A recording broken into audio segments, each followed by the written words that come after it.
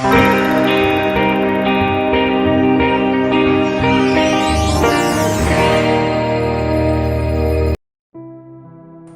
2 Coríntios, no capítulo 4, a partir do versículo 7, o apóstolo vem falando assim: Temos, porém, este tesouro em vasos de barro, para que a excelência do poder seja de Deus e não de nós.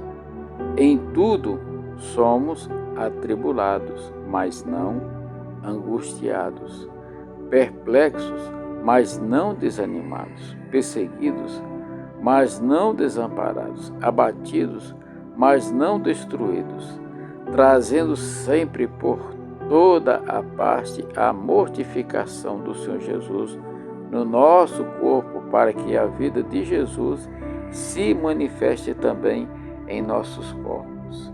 Assim, nós que vivemos estamos sempre entregues à morte por amor de Jesus, para que a vida de Jesus se manifeste também em nossa carne mortal, de maneira que em nós opera a morte, mas em nós a vida.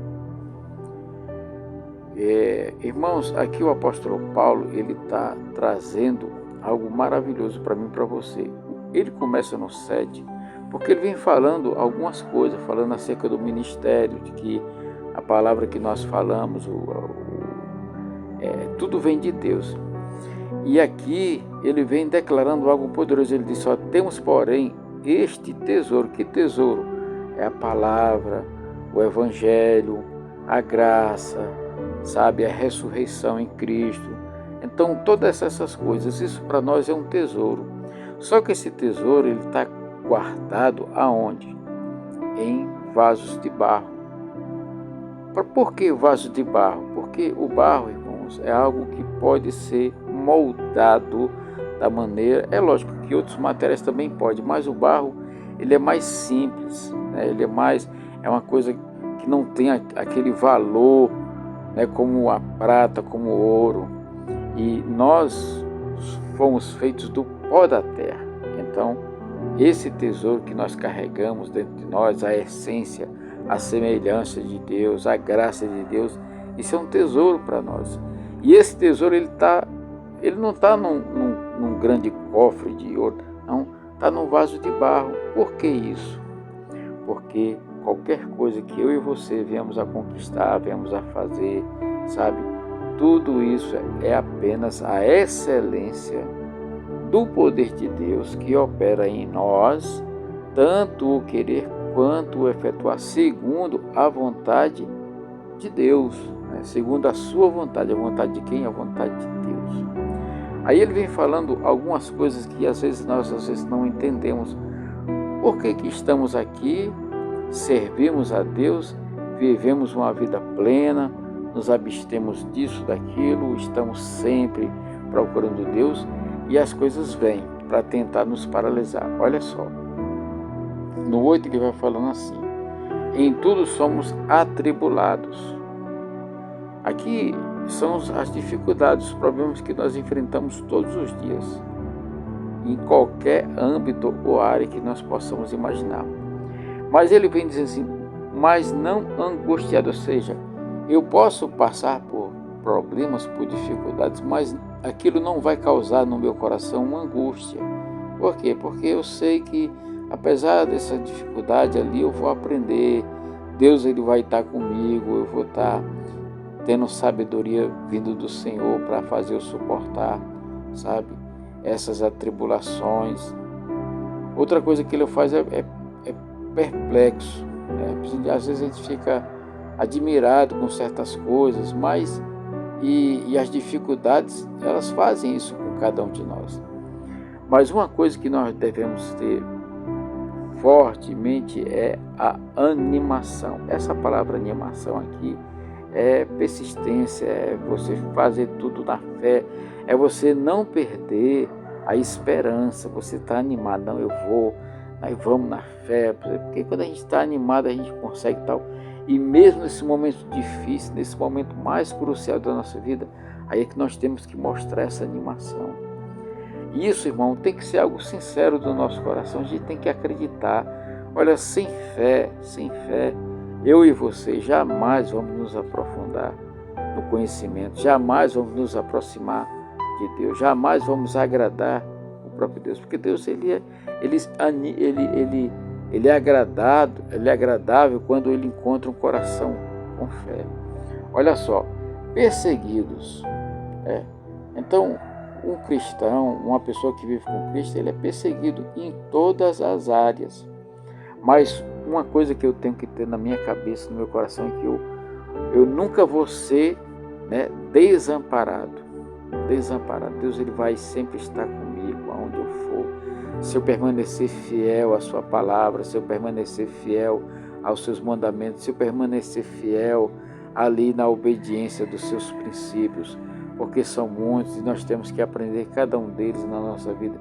Irmãos, viver com Cristo é como se você entrasse na escola, passasse para o ginasial, entrasse na faculdade, fizesse doutorado, pós-doutorado. Isso é tipo assim uma graduação.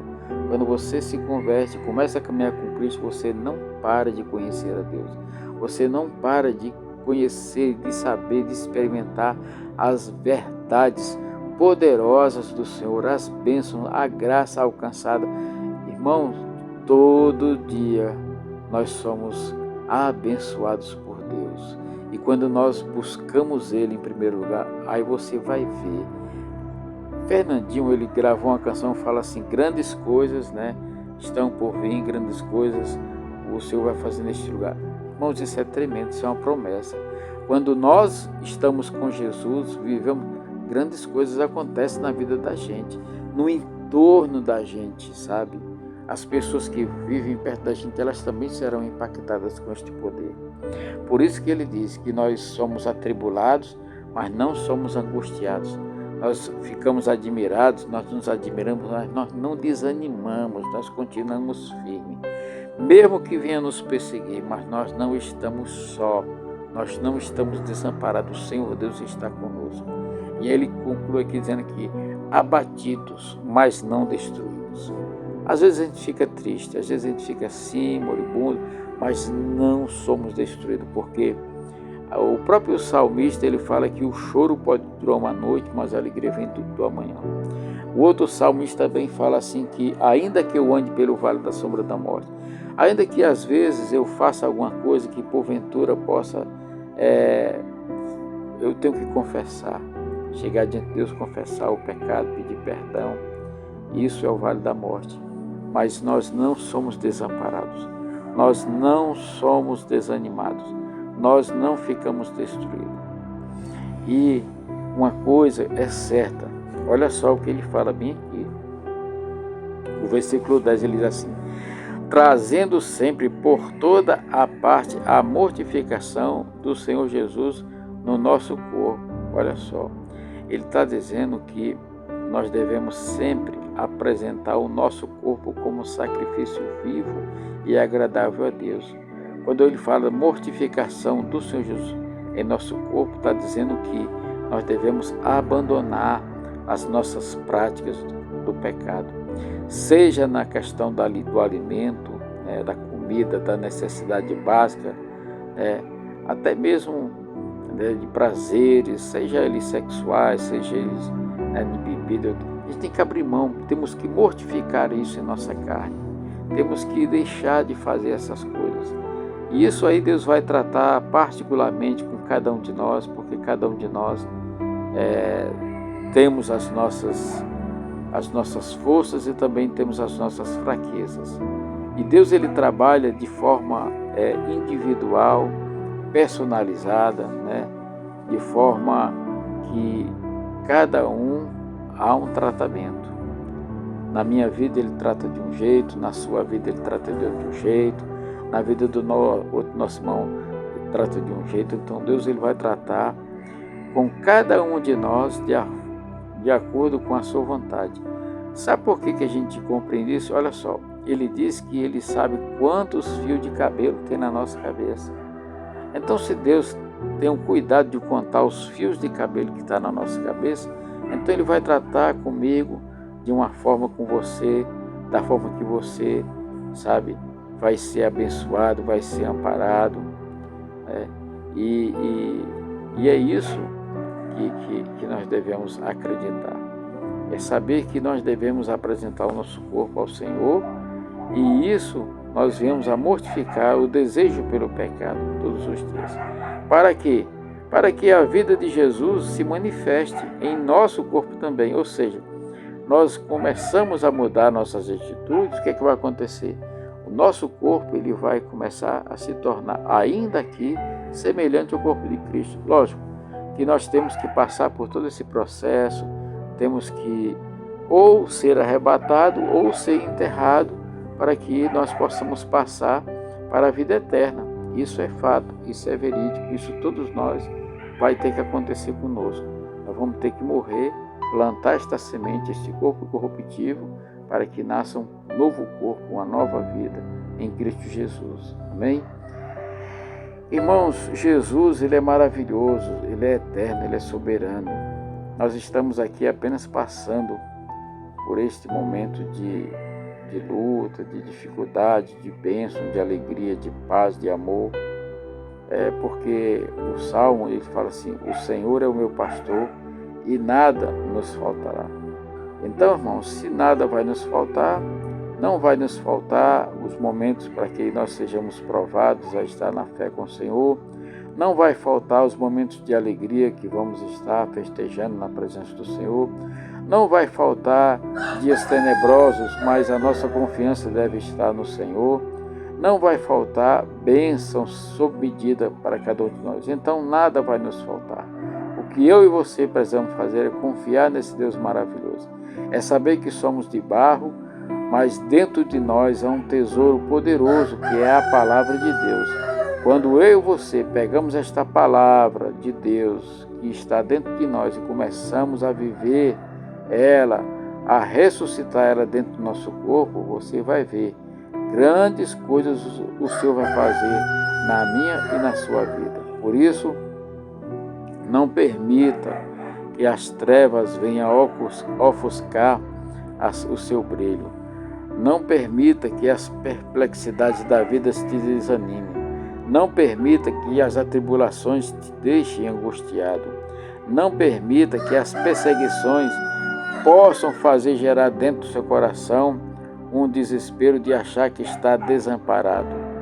Não permita que o momento que você fica abatido faça gerar dentro de você um sentimento de que você está destruído. Tudo isso você deve rejeitar. Tudo isso você deve colocar diante do Senhor. Tudo isso você deve estar buscando em Deus, porque Ele é a nossa força, é a nossa rocha, é a nossa segurança. Meu querido, leia a palavra de Deus. Eu quero agradecer a você por você ter ficado até aqui. Jesus, Ele ama você. Compartilhe com seus irmãos esta palavra de vida, de fé, de esperança. Fica na paz, que Deus abençoe sua vida.